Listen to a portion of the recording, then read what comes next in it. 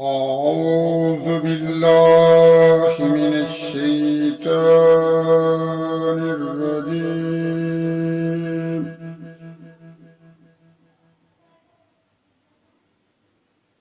بسم الله الرحمن الرحيم.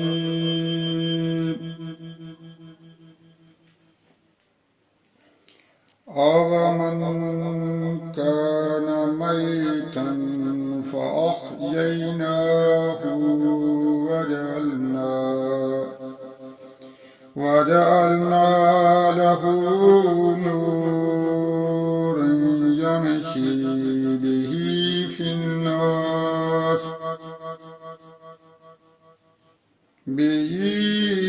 في الناس كمن مثله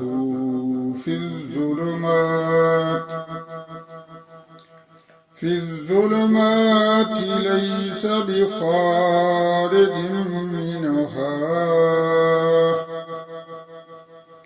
كذلك زين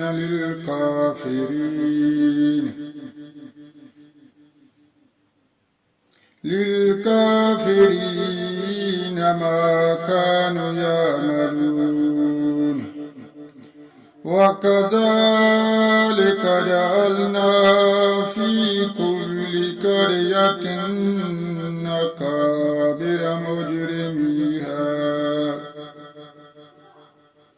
مجرميها ليمكروا فيها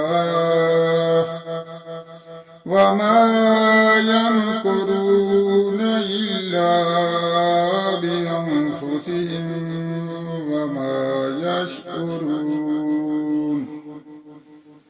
وإذا جاءتهم آيات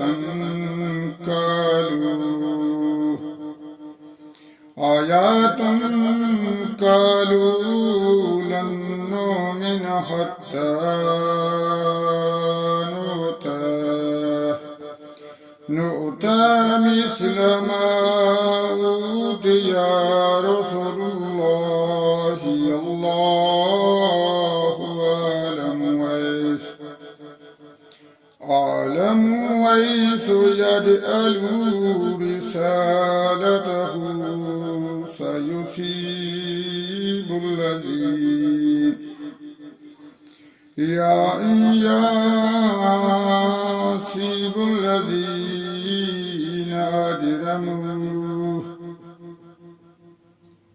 سيصيب الذين أجرموا صغار عند الله وعذاب شديد بما كانوا يمكرون. فمن يريد الله أن يهديه يشرح صدره للإسلام ومن يريد أن يضله يجعل صدره ضيقا حرجا كأنما يصعد في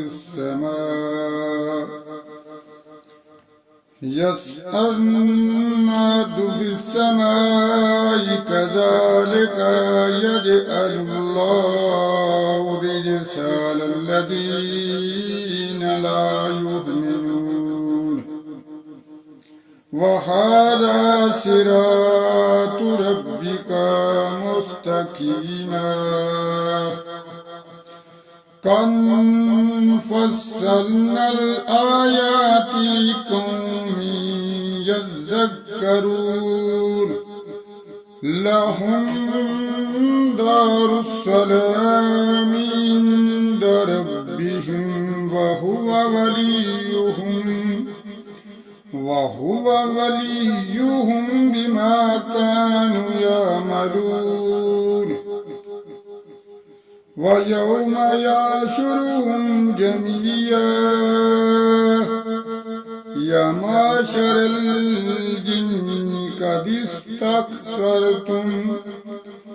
استكثرتم من الإنس وقال أولياؤهم من الإنس ربنا استمتع بعضنا ببعض وبلغنا أجلنا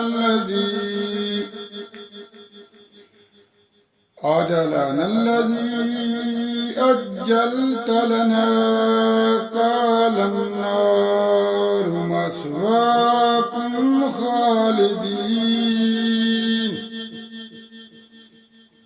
خالدين فيها إلا ما شاء الله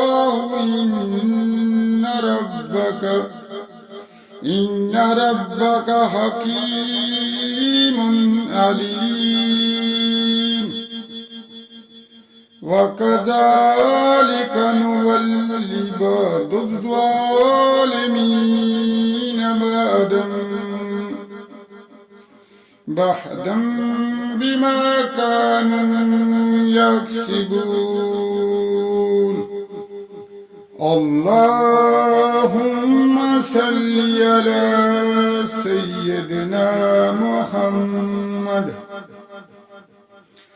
سيدنا محمد النبي الأمي وعلى آله وسلم تسليما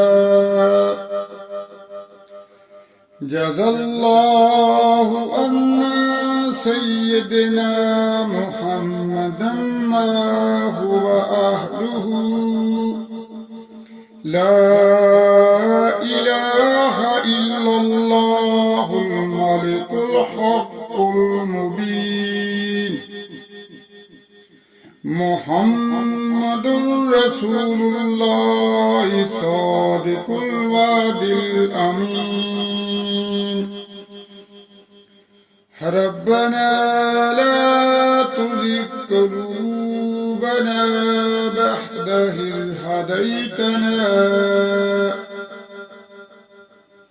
بعد إذ هديتنا وهب لنا من لدنك رحمة إنك أنت الوهاب ربنا لا تزغ ربنا لا تؤاخذنا إن نسينا أو أخطأنا ربنا لا تؤاخذنا إن نسينا أو أخطأنا ربنا ولا تحمل علينا إصرا كما حملته على الذين من قبلنا ربنا ولا تحملنا ما لا طاقة لنا به واعف عنا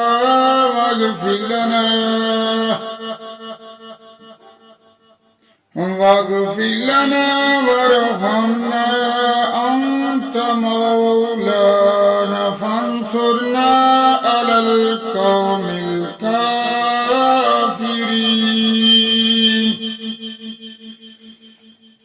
صدق الله العظيم.